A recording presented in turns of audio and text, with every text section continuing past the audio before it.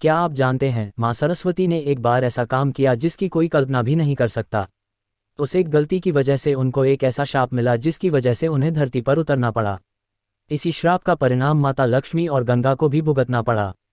पौराणिक कथा की माने तो एक बार माता सरस्वती ब्रह्मलोक में अपनी वीणा बजा रही थीं कि तभी माता लक्ष्मी वहां प्रकट हुईं।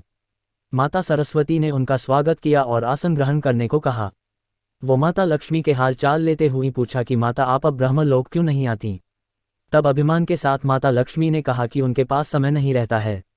और उन्होंने ये भी कहा कि मैं जनकल्याण के कामों में बहुत व्यस्त रहती हूँ। आज थोड़ा समय मिला तो सोचा आपसे मिल लूँ। मुझे सबके धन वैभव और सुख देना होता, इसलिए समय नहीं मिलता। मेरे बिना इस दुनिया का चल पाना असंभव है। वहीं आगे माता लक्ष्मी ने माँ सरस्वती पर कटाक्ष मारते हुए कहा कि अगर उन्हें भी सिर्फ ब्रह्मलोक में वीणा बजाना होता तो उनके पास भी समय ही समय होता। माता लक्ष्मी की अहंकारी बातें सुनकर माँ सरस्वती को बहुत क्रोध आया, जिसके बाद उन्होंने भी माता लक्ष्मी को कटाक्ष मारते हुए कहा कि यह सत्य है कि आप वैभव की देवी हैं, लेकिन फिर भी आपको चंचला कहा जाता क्योंकि आपके पैर एक जगह नहीं टिकते, आप में बिल्कुल भी स्थिरता नहीं है। लेकिन मैं आपके बिल्कुल विपरीत हूँ। मैं जिस जगह भी जाती वहाँ आजीवन के लिए बस जाती हूँ। आपको तो कोई चुरा भी सकता, बल्कि मैं तो बांटने से बढ़ती हूँ। उन्होंने आगे कहा कि कोई भी मनुष्य कितना भी धनी क्यों न हो, जब तक मैं उसके साथ नहीं होती उसका जीवन मिट्टी के बराबर ही रहता है। माँ सरस्वती क्रोध में आग बोबला हो रखी थी। जिसके बाद आगे उन्होंने माता लक्ष्मी से कहा कि अगर मैं न होती तो यज्ञ मंत्रोच्चारण मुमकिन न होता।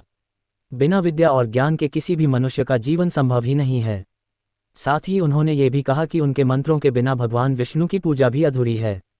माता सरस्वती के तर्कों से भी माता लक्ष्मी संतुष्ट नहीं हुई और न ही अपनी बातों से हिलीं। जिसके बाद उन्होंने कहा कि अब इस विवाद का फैसला सिर्फ श्रीहरि ही करेंगे। बस फिर क्या होना था। दोनों देवियां इस बात का फैसला जानने के लिए विष्णु लोक के लिए रवाना हो गईं। बता दें, वहां पर देवी गंगा पहले से ही मौजूद थीं। श्रीहरि को ध्यान में लीन देखते ही माता लक्ष्मी उनके पास जाकर बैठ जाती हैं। लेकिन कोई भी माँ सरस्वती को बैठने को नहीं कहता है, जिससे वो नाराज हो जाती हैं। बस फिर क्या क्रोध में लाल माँ सरस्वती ने माता लक्ष्मी से कहा कि आप खुद मुझे यहाँ लेकर आए हैं और आपने मुझसे बैठने के लिए भी नहीं कहा। क्या विष्णु लोक में ऐसे ही अतिथियों का आदर किया जाता है।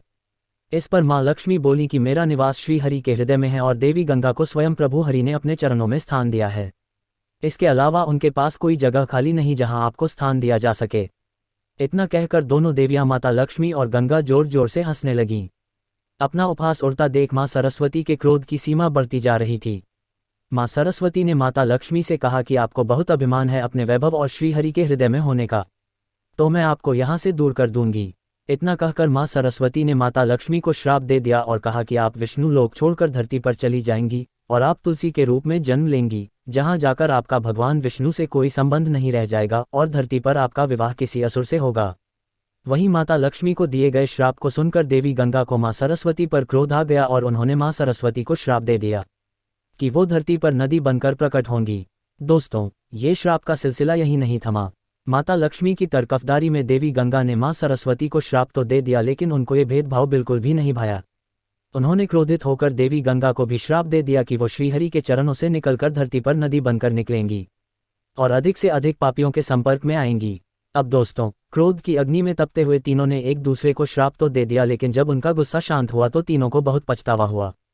तब तीनों मिलकर श्राप से मुक्ति पाने का उपाय ढूंढने लगी, जिस पर भगवान विष्णु ने कहा कि श्राप का फल तो आपको भोगना ही पड़ेगा, लेकिन कलयुग के 10,000 साल पूरे होने के बाद आप सभी देवियां पृथ्वी से अपने लोक में आकर वास्तविक स्वरूप में आकर मिल जाएंगी। इस बीच आपको अपने अंश से नदियों के रूप में अवतरित होना पड़ेगा और देवी लक्ष्मी तुलसी का पौधा बनेंगी। माना जाता है कि देवी सरस्वती अब अपने लोक को लौट चुकी हैं और अब गंगा के स्वर्ग लौटने की तैयारी चल रही है। तो मित्रों, आपने देखा कि किस तरह तीनों देवियों ने एक दूसरे को क्रोधवश आकर एक दूसरे को ही श्राप दे दिया। सिर्फ क्रोध के कारण देवी सरस्वती को ऐसा शाप मिला कि धरती पर नदी बनकर उतरना पड़ा। वहीं गंगा भी नदी बन गई और देवी लक्ष्मी विष्णु प्रिय वृंदा यानी तुलसी का पौधा बन गई।